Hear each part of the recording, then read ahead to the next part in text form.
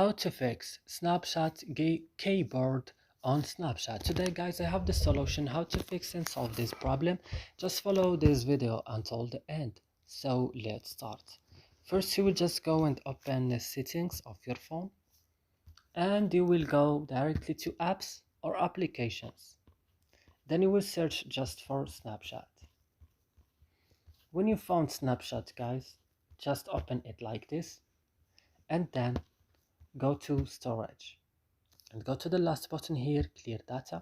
Click OK and go back, and click force tap and click OK, and that's it, your problem will be fixed.